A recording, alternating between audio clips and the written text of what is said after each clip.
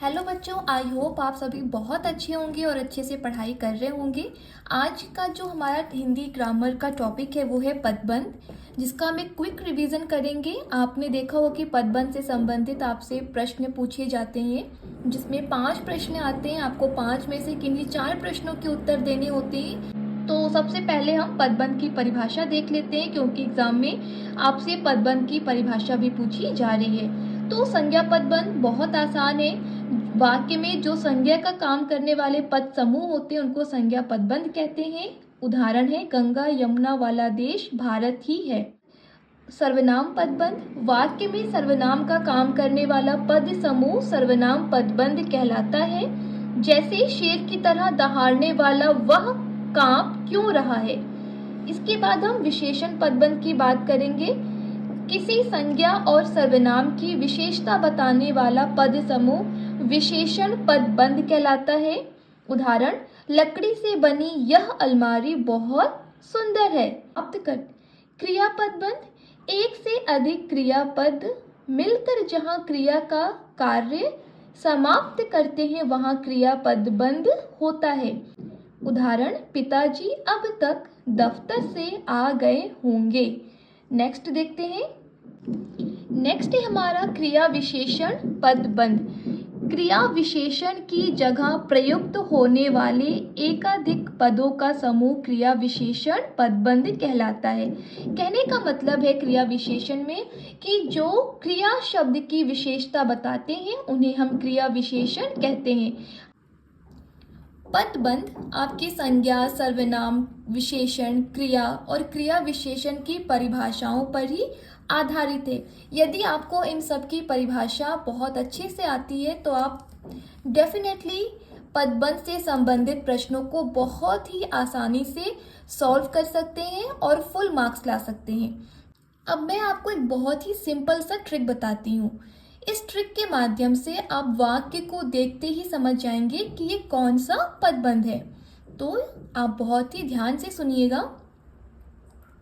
जब आपको कोई रेखांकित पद दिया गया है और उस रेखांकित पद के लास्ट में यदि आपको संज्ञा शब्द दिखाई दे रहा है तो आप बहुत समझ जाइएगा कि वो संज्ञा पदबंध है। ठीक है। यदि किसी वाक्य में रेखांकित पद वाला लास्ट शब्द सर्वनाम से संबंधित है तो वो आपका सर्वनाम पदबंध होगा। सर्वनाम पदबंध में कौन कौन से आपको शब्द दिख सकते हैं, जैसे वह, तुम, मैं, आप, कोई, कुछ, इस तरीके के भी आपको शब्द दिखाई दे सकते हैं। तो ये भी सर्वनाम पदबंध का ही उदाहरण है। यदि किसी संज्ञा सर्वनाम की विशेषता बताने वाले शब्दों के पहले कोई अगर रेखांकित पद है तो वो आपका विशेषण पदबंध में आता है। ठीक है। क्रियापद, आपको पता है कि क्रिया किसी काम के बारे में बताने वाला शब्द होता है।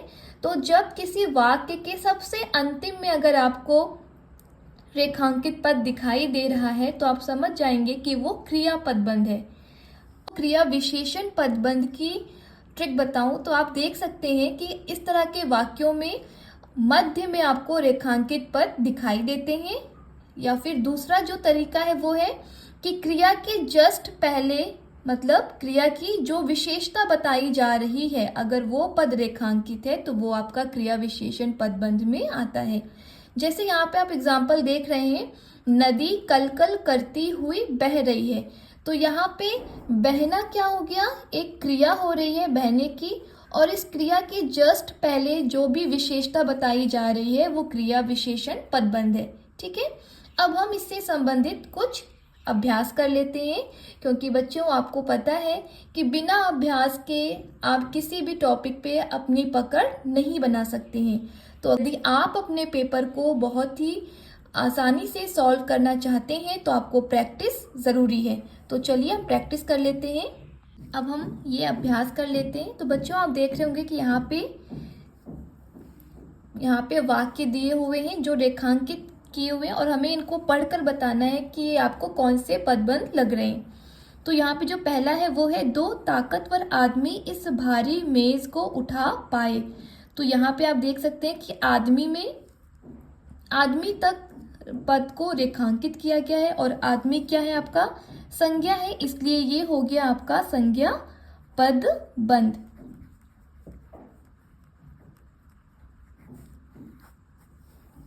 मेहनती छात्र ही अच्छे अंक प्राप्त कर पाते, यहाँ पे छात्र अंडरलाइन है तो इसलिए ये भी संज्ञा पदबंध का ही उदाहरण है।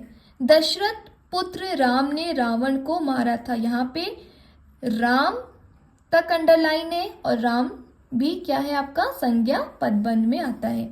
आसमान में उड़ता गुब्बारा फट गया, गुब्बारा संज्ञा शब्द है इसलिए ये भी क्या है आपका संज्ञा पदबंध है।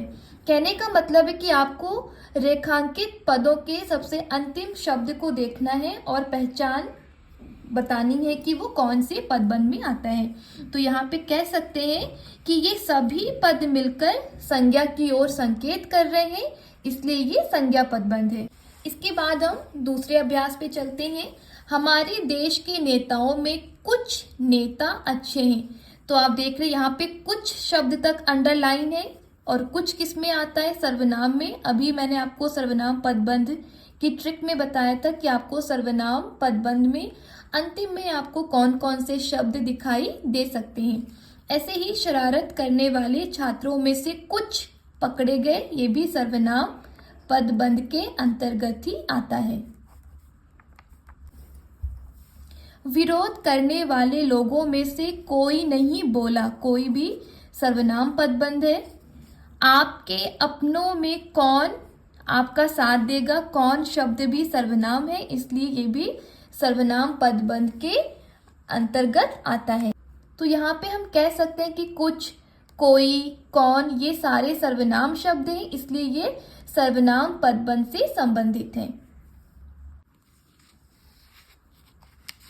इसके बाद हमारे पास जो अभ्यास है वो है, पहला प्रश्न है वह बहुत सुंदर कविता लिखता है। तो आप देख रहे हैं कि सुंदर शब्द तक रेखांकित है और सुंदर किस में आता है विशेषण शब्द में, इसलिए ये विशेषण पदबंध आपका हो जाएगा। उस घर के कोने में लगा हुआ पेड़ आम का है, तो यहाँ पे आम के पेड़ की विशेषता क्या बताई जा रही है कि कोने में लगा है, तो इसलिए विशेषण पदबंध है। उसका कुत्ता अत्यंत सुंदर, फुर्तीला और आज्ञाकारी है, ये सारे विशेषण शब्द हैं, तो विशेषण पदबंध। गर्मियों में सफेद खादी कपड़े पहनना आरामदायक होता है, यहाँ भी कपड़े की विशेषता बताई जा रही है, तो ये आपका विशेषण पदबंध है। तो इसमें भी हम कह सकते हैं कि ये शब्द संज्ञा अथवा सर्वनाम की विशेषता बताते हुए विशेषण का काम कर रहे हैं, इसलिए ये विशेषण पदबंध है। इसके बाद जो हमारे पास अभ्यास है वो सॉल्व करेंगे। आज गाड़ी बहुत जल्दी आ गई। अब आप देख रहे हैं कि बहुत जल्दी रेखांकित है और बहुत जल्दी ये आ गई की विशेषता बता रहा है कि गाड़ी तो आ गई है पर कैसे आ गई है, बहुत जल्दी। तो जो शब्द क्रिया की विशेषता बताते हैं वो आपके बन जाते हैं क्रिया विशेषण। पक्षी पिंजरे के अंदर बैठा है, तो पिंजरे के अंदर रेखांकित लाइन है, तो ये भी क्रिया विशेषण है। मैं इस माह के अंत तक आ जाऊंगा, आ जाने की विशेषता क्या है, इस माह के अंत तक, तो ये भी क्रिया विशेषण है। खिलाड़ी मैदान की ओर गए हैं, गए हैं विशेषता क्या बताई जा रही है, मैदान की ओर, तो ये भी आपका क्रिया विशेषण पदबंध है। ठीक है, तो कहने का तात्पर्य है कि ये सारे ही शब्द क्रिया की विशेषता को बता रहे हैं, इसलिए ये क्रिया विशेषण पदबंध है। और आप मोस्टली देखेंगे क्रिया विशेषण पदबंध में वाक्य में आपको क्रिया के जस्ट पहले वाले शब्दों के नीचे आपको रेखांकित दिखाई देगा। ठीक है, इसके बाद जो लास्ट हमारी एक्सरसाइज है, अब आपको इन सब से समझ में आ गया होगा कि अब हम जो एक्सरसाइज करने जा रहे हैं वो है क्रिया पदबंध से, जो बहुत ही आसान है। क्रिया पदबंध, क्रिया पदबंध, क्रिया सबसे लास्ट में आती है और जो लास्ट में आपको रेखांकित पद मिलेगा वो आपका क्रिया पदबंध है। उदाहरण देख लेते हैं। वह विद्यालय से सीधे घर की ओर आया होगा, तो ये आपका क्रियापद बंध है। इसमें सुनाती रहती है, अंडरलाइन है, ये भी क्रियापद बंध है। गायक अपना पसंदीदा गीत गा रहा है, ये भी क्रिया के अंतर्गत है, इसलिए क्रियापद बंध। बच्चे मैदान में फुटबॉल खेल रहे हैं क्रिया है, इसलिए ये भी क्रिया पदबंध है।